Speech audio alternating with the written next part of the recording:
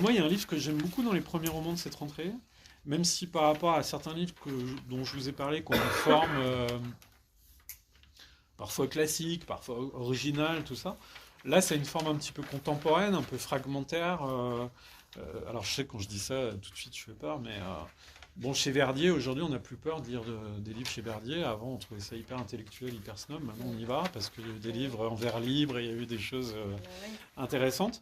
Et le livre de Nacera Tamer, page 5, Allô la place, aux éditions Verdier, je trouve que c'est un livre vraiment pareil, touchant, intéressant, profond sur le rapport que les gens peuvent avoir à la distance, à l'exil, avec leur famille, avec leur histoire.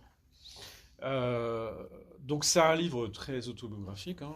Et Nacera Tamer, au départ, elle avait un projet un peu plastique, on va dire. Enfin, elle, elle se disait qu'elle aimerait bien faire une enquête sur les lieux qu'on trouve plus à Paris peut-être qu'ici. Euh, Ces lieux un peu taxiphones, vous voyez, où on rentrait et puis on pouvait parler pendant 1 heure sur Internet avec quelqu'un qui était à l'étranger, tout ça.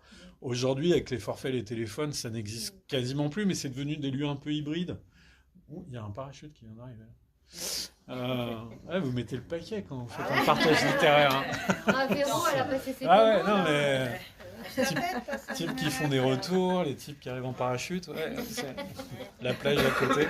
C'est impressionnant cette médiathèque, hein, ouais. C'est Cédric Sapin.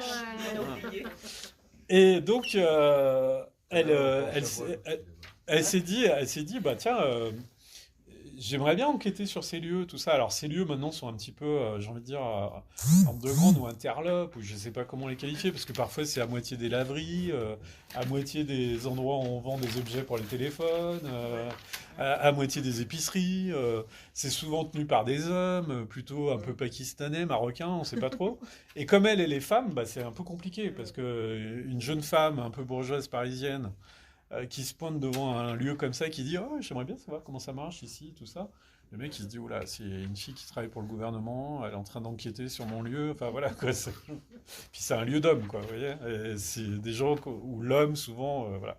Donc elle rate son truc quoi, elle n'y arrive pas à enquêter sur ces lieux-là, mais elle va vous mettre un peu des prospectus de tous ces lieux-là tout le long.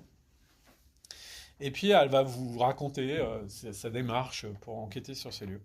Et puis en même temps, elle entame une démarche Elle voudrait, parce qu'elle est une mauvaise fille, elle est une mauvaise...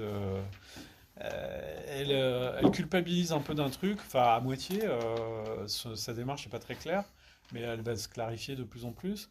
Elle voudrait apprendre le dialecte de ses parents, qui sont marocains, parce qu'elle se rend compte qu'elle a un peu, voilà, comme dans Lionel Durand, un peu égoïste, tout ça.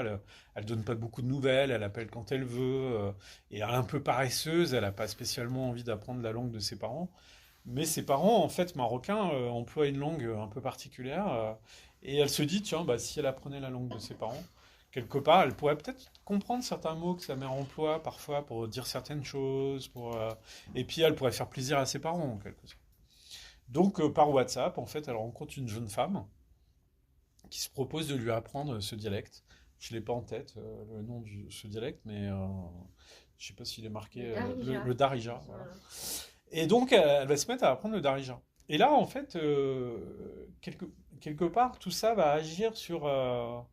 et c'est ça que je trouve très universel et très beau dans ce livre. Et ça parle même de nous, dans le rapport qu'on peut avoir à distance, parfois avec nos parents, dans notre volonté de communiquer ou pas, tout ça.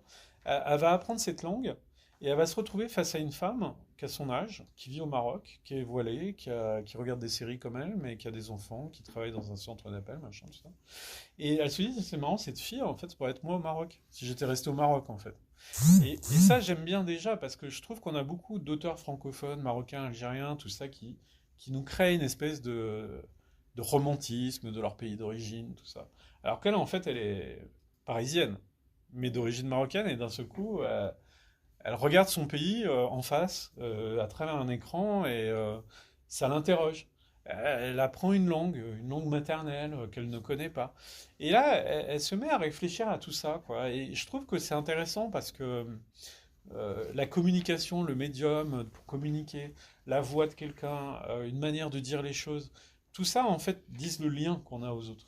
ou qu'on a à sa famille, et comment ce lien est distendu ou pas, quoi. Et je trouve que ce livre, qui est assez contemporain, qui est assez direct, assez fragmentaire, bah, finalement, il parle de quelque chose, je trouve, d'assez essentiel, qui est le lien. Voilà. Et comment ce lien, quand il n'est pas physique, on l'entretient ou pas, on le garde plus ou moins à distance, Voilà. Je trouve que c'est un chouette